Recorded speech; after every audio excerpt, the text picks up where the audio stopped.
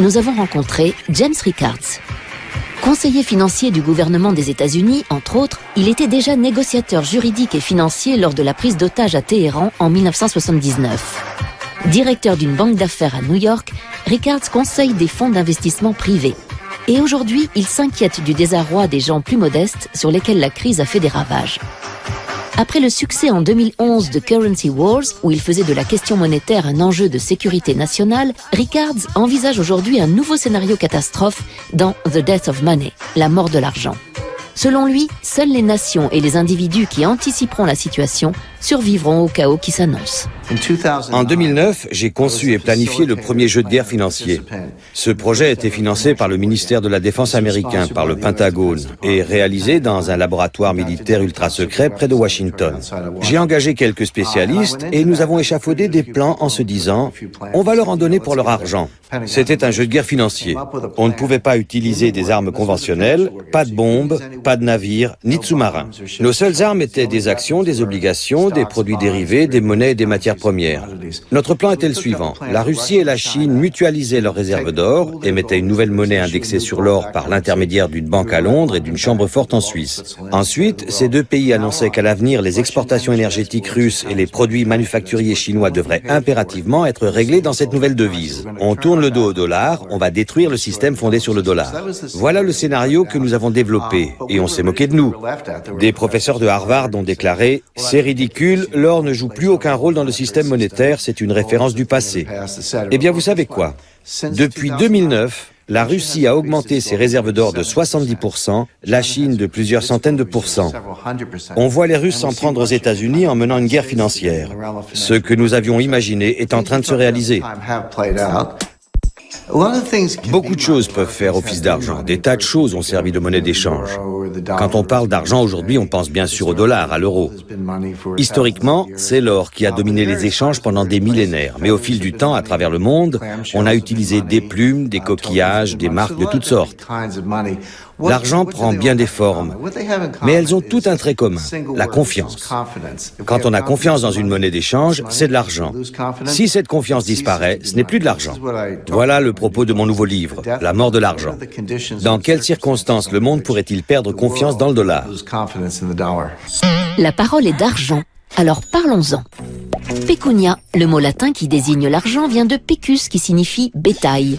Pour les Romains, une vache était en effet l'investissement idéal, car échangeable contre du pain, du blé, des vêtements, etc. Mais le principe du troc montre rapidement ses limites. En 500 avant Jésus-Christ, l'empereur Crésus fait frapper la première pièce d'or, d'où l'expression « être riche comme Crésus ». La monnaie papier est créée 1500 ans plus tard, en Chine, sous forme d'une attestation de dépôt. C'est le premier pas vers la virtualisation de l'argent. Le paiement sans espèces apparaît au XIIIe siècle à Florence. Les riches commerçants signent des ordres de virement d'un compte à l'autre. Les premières cartes de crédit sont utilisées aux États-Unis dès la fin du XIXe siècle. Et l'année 2009 voit l'apparition du Bitcoin, la première monnaie 100% virtuelle. Elle n'est émise par aucune banque nationale et les transactions sont gérées selon un système aléatoire par un réseau d'ordinateurs. L'avenir dira si le Bitcoin est une monnaie sûre. Bien sûr, les États-Unis sont la première économie mondiale. C'est de loin le plus important marché obligataire dans le monde. La plus grande partie des réserves de change est libellée en dollars. Une crise du dollar, une crise de la dette souveraine américaine plongerait le monde entier dans la crise. Le système monétaire international s'est effondré 3 fois au cours des 100 dernières années. En 1914, en 1939 et en 1971. Ce genre de phénomène se produit tous les 30 ou 40 ans. Quand cela arrive, ce n'est pas la fin du monde. On ne retourne pas vivre dans les cavernes. Concrètement, les grandes puissances financières et commerciales se réunissent et rédigent de nouvelles règles du jeu. L'expression n'est pas de moi. Elle apparaît il y a plus d'un siècle pour décrire le fonctionnement du système monétaire international. Quand le système monétaire international s'effondre, ce qui devrait à mon sens se produire prochainement, il faut définir de nouvelles règles du jeu. Mais quelles sont ces règles et comment les gens peuvent-ils s'y préparer? L'illusion monétaire est un concept économique, je ne l'ai pas inventé. Concrètement, quand un gouvernement commence à faire tourner la planche à billets, l'inflation n'apparaît pas partout de la même façon. C'est un peu comme jeter un caillou dans une mare. Les ondes de choc se propagent graduellement. Les individus qui sont proches de la création de la monnaie, les banquiers et les gérants astucieux de fonds de placement, en sont informés les premiers et ils achètent des actifs. Puis les ondes se propagent et l'inflation se généralise. On constate une inflation de certains actifs, un accroissement des prix à la consommation. Quand l'investisseur lambda entre en scène, il est trop tard.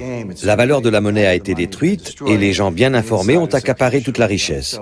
L'illusion monétaire caractérise la première phase, quand la situation paraît prometteuse alors que l'on fait juste tourner la planche à billets. Plus tard, l'illusion se dissipe. Il y a des choses que l'on sait. On connaît l'échelle du système et on sait aussi qu'un krach est en rapport exponentiel avec la taille du système. Quand le système triple de taille, on ne triple pas le risque, on le multiplie par 10 ou par 100. C'est la nature d'une fonction exponentielle. Quand on regarde le système actuel, on constate qu'il est beaucoup plus gros qu'avant. En 2008, par exemple, on a tous entendu l'expression « trop gros pour faire faillite ». Les banques étaient trop grosses pour faire faillite, il fallait les sauver. Eh bien, vous savez quoi? Aux États-Unis, depuis 2008, les 5 plus grandes banques sont plus importantes encore. Elles contrôlent une part plus grande des actifs bancaires et elles ont une panoplie plus large de produits dérivés. Ce qui était déjà trop grand en 2008 pour disparaître est encore plus grand aujourd'hui. Ce qui veut dire que le risque d'un effondrement catastrophique est encore plus grand. On voit ce qui nous attend. Aujourd'hui, avec les réseaux sociaux, nous sommes plus connectés que jamais. La possibilité qu'une perturbation minime se propage à grande vitesse est encore plus probable en raison de cette connectivité accrue. Si un nombre suffisant d'individus, ce que l'on appelle le seuil critique, est atteint, les agents économiques commencent à changer de comportement en fonction des réactions d'autres agents. Voilà le seuil critique. Il varie d'un individu à l'autre. Mais s'il est atteint, alors des événements mineurs peuvent se propager et causer un effondrement systémique, comme un flocon de neige peut provoquer une avalanche. En d'autres termes, pour qu'un tel phénomène se produise, il faut que les agents soient connectés, il faut qu'ils communiquent. Sans cette connectivité et cette communication, on ne risque pas un changement de comportement à grande échelle. Selon le psychologue Robert Hare, 10% des traders peuvent être qualifiés de psychopathes, pourcentage 10 fois plus élevé que dans l'ensemble de la population.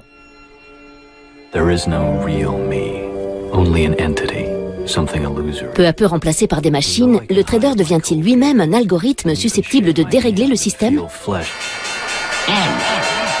Nous courons le risque qu'un jour, les choses nous échappent totalement et qu'une défaillance entraîne le reste du monde dans l'abîme, les marchés européens et asiatiques compris, puisque tout est interdépendant et se passe à une vitesse fulgurante. C'est ce qui inquiète les gens. Quand on parle de terrorisme financier, on ne pense pas seulement au piratage des comptes bancaires, mais aussi à ce qui se passe dans les salles des marchés du monde entier. Parfois, la cote du trader s'effondre ou augmente par ailleurs, comme celle de Jérôme Kerviel, accusé par la Société Générale pour laquelle il travaillait de lui avoir fait perdre 5 milliards d'euros en janvier 2008. Accusé d'abus de confiance, faux et usage de faux, il a depuis été désigné par des centaines d'internautes comme le David de la finance contre le Goliath bancaire. Son jugement en cassation vient de supprimer sa dette de 4,9 milliards d'euros. Il a aussi rencontré le pape et entamé une marche Rome-Paris pour sa rédemption et pour changer son système de valeurs. Malheureusement, le pouvoir financier est global. Cela ne devrait pas être le cas. La finance et la banque devraient faciliter le commerce, pas le dominer. Les banquiers sont des parasites du système. Ils confisquent de la richesse dans le système. Ils ne créent pas de richesse. Qui crée de la richesse? Les inventeurs, comme Bill Gates ou Steve Jobs, ou des inventeurs en Europe, des créateurs d'entreprises, des gens créatifs. Voilà les vrais créateurs de richesse. Les banquiers ne créent pas de richesse. Ils s'approprient de la richesse grâce à un système perverti. Il faut renverser ce modèle de la finance. Il ne faut pas l'éliminer mais l'encadrer pour qu'il serve les échanges. Je comprends le fonctionnement du système et depuis que je m'occupe de finance, je suis scandalisé par sa dégradation. Le service a fait place à la cupidité. La création de valeur ajoutée a été remplacée par l'extorsion de richesse. Il est grand temps de le dénoncer. Aujourd'hui, les monnaies virtuelles ont le vent en poupe. Elles ont investi les jeux vidéo principalement en ligne. Sur Second Life, Entropia Universe ou World of Warcraft, accomplir une mission ou dérober un butin peut rapporter des Linden Dollars, des Project Entropia Dollars, des Adena ou autres PO. Certaines plateformes proposent même de convertir les gains amassés en vraies devises ou, plus pragmatiquement, de les utiliser pour régler son abonnement. À l'inverse, pas de problème pour renflouer son porte-monnaie virtuel. Il suffit de se munir d'une carte bancaire bien réelle cette fois. On n'oublie pas le Bitcoin, la monnaie virtuelle de la vraie vie. Créé en 2009, le Bitcoin est une devise électronique cryptée qui permet notamment d'effectuer des transactions en ligne sans passer par une banque. Le revers du Bitcoin, son cours très volatile qui fait des montagnes russes. Et sa sécurité. Ainsi, 650 000 bitcoins, soit près de 300 millions d'euros, se seraient volatilisés suite au dépôt de bilan de la plateforme d'échange de bitcoins Mt. Gox ces dernières semaines. Enfin, pour ceux qui ont prévu de voyager prochainement sur Mars, PayPal vient de lancer PayPal Galactic, un système de monnaie universelle qui permettra de faire ses courses dans l'espace. On parle beaucoup du Bitcoin en ce moment, cette monnaie virtuelle ou numérique. Mais le dollar est une monnaie numérique, l'euro aussi. On a peut-être quelques billets dans notre portefeuille, mais la très grande majorité des transactions est numérique. Le seul instrument financier qui n'est pas numérique, c'est l'or. Le Bitcoin est sans doute une forme de devise. Je ne nie pas qu'il intervient dans des transactions, qu'il est thésaurisé. C'est une unité de compte de la richesse, donc il satisfait aux critères d'une devise. Mais faut-il craindre une rupture de la confiance? Le problème avec le Bitcoin, c'est qu'il n'a pas encore parcouru un cycle. Nous ne savons pas vraiment comment il pourrait se comporter. Il y a des tas de gens qui perdent de l'argent, il y a des escroqueries, des Bitcoins qui disparaissent. La sécurité du système est sujette à caution. Les gens qui plébiscitent le Bitcoin sont soit des technophiles, des fanats d'informatique style Silicon Valley, ou des libertaires, des anarchistes, qui détestent les gouvernements et qui se disent « Voilà une monnaie qui échappe au contrôle d'État, ça me plaît ». Je leur réponds « Ne soyez pas naïfs. Le gouvernement voit tout. On sait depuis l'affaire Snowden que rien n'échappe au pouvoir en place. Le gouvernement suit sans doute attentivement ce phénomène. Il est possible que le Bitcoin en tant que devise disparaisse, mais que la technologie qu'il a engendrée survive à travers certaines applications. Il y a une dimension financière et une dimension technologique dans les paiements par mobile. Il y a des milliards de gens dans le monde qui possèdent un téléphone mobile. Ils n'ont pas de ligne filaire, ils n'ont pas de compte en banque, mais ils ont un téléphone mobile. Quand on peut utiliser son téléphone pour effectuer des règlements en ligne, par le biais d'une carte de crédit, même si vous n'avez qu'un compte en banque à peu de frais, même si vous n'avez pas de compte titre, vous avez votre mobile, un peu d'argent sur votre compte, vous pouvez faire des paiements. Je peux vous transférer de l'argent, vous pouvez m'en envoyer. L'industrie des règlements par téléphone mobile se développe très rapidement. Elle est en train de bouleverser la finance. Toute cette connectivité est formidable, mais il faut comprendre que plus nous sommes connectés, plus le système prend de l'importance et plus on accroît le risque d'un effondrement catastrophique. C'est le revers de l'économie en réseau.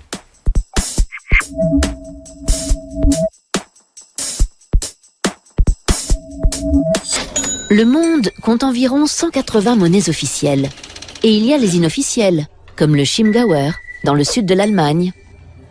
Ou la pêche, utilisée par les commerçants de Montreuil. À la bourse, le dollar, l'euro et le yen japonais sont les devises les plus en vue. La bourse la plus importante du monde est celle de Wall Street. En 2013, 7 000 milliards de dollars y ont été échangés. En deuxième position, le Nasdaq, qui est un marché boursier totalement virtuel. L'argent travaille vite, son unité de temps est la nanoseconde.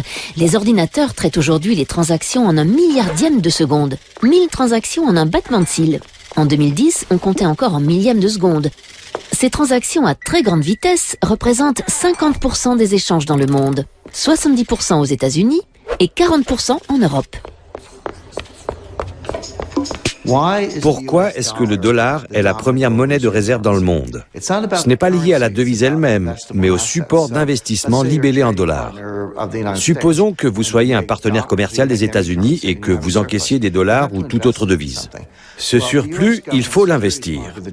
Le marché des obligations américaines, les bons du Trésor, est le seul marché au monde assez important pour pouvoir absorber l'épargne mondiale. Les Chinois détiennent 4 000 milliards de dollars de réserves de change, mais il faut aussi compter le Japon, Taïwan, toutes les grandes puissances commerciales. Collectivement, cela représente des milliers de milliards de dollars. Tout cet argent est placé en bons du Trésor américain, non pas parce que les gens adorent ces obligations, mais parce que c'est le seul marché assez grand pour absorber ces liquidités. Si on examine le marché de la dette souveraine en Europe, il est comparable au marché américain. Mais il est morcelé. Il n'existe pas d'eurobond.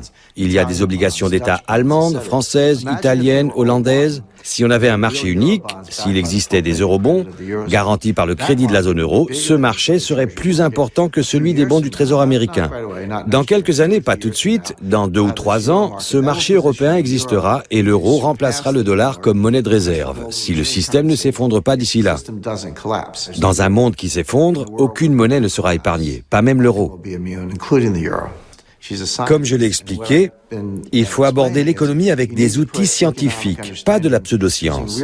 Le keynésianisme, la théorie de l'équilibre général, la valeur à risque, tous les modèles et les techniques qui sont utilisés dans la finance et la gestion du risque sont de la pseudoscience. Ils ne correspondent pas à la réalité. La théorie des systèmes complexes, la théorie des réseaux, l'analyse de la distribution du pouvoir sont des modèles qui reflètent la réalité.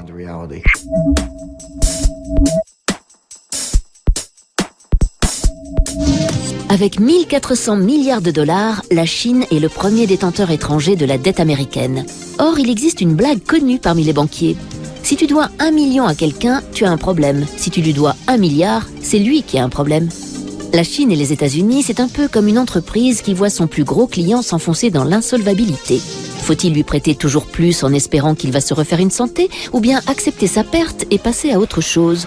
Autre problème, le client paye avec du papier qu'il imprime à volonté. Si la Chine s'affranchit brutalement du dollar, c'est l'effondrement du billet vert. Si elle le garde, c'est l'effritement de ses réserves de change. Sa tactique, c'est donc de s'en débarrasser en douce. Une désaméricanisation progressive. C'est au moment de la crise du shutdown, en octobre dernier, que la Chine a mis en garde les USA en leur signifiant qu'elle allait réduire au maximum son exposition au dollar américain. Malgré les risques géopolitiques que cela comporte, la Chine a revendu en décembre 2013 pour presque 50 milliards de bons du Trésor américain. L'acheteur devient ainsi vendeur massif. En parallèle, la Chine mise sur l'or, car plus le dollar s'affaiblit, plus le cours de l'or monte, tant et si bien que la Chine est devenue en moins de 3 ans le premier consommateur mondial d'or devant l'Inde. La somme des réserves d'or de la République populaire de Chine a atteint une valeur record de 3 820 milliards de dollars. Pour éviter la crise diplomatique, le président du Fonds souverain chinois a simplement déclaré « Avec la future reprise de l'économie américaine, l'attrait de la dette américaine s'affaiblit. À long terme, ce n'est plus un bon investissement. » Reprise de l'économie américaine, oui ou non? Dans tous les cas, l'empire du milieu semble préparer l'après-dollar. En fait, les Chinois sont les plus grands fans du dollar.